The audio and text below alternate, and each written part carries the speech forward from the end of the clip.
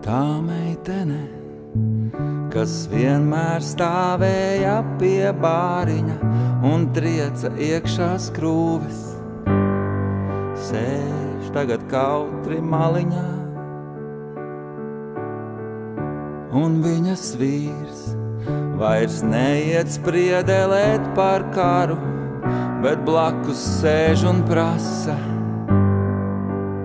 vai nav karsti, varbūt suliņu. Vai nav karsti, varbūt suliņu.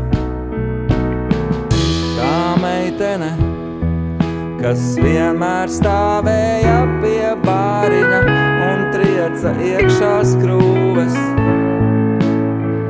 sēž tagad kautri maliņā,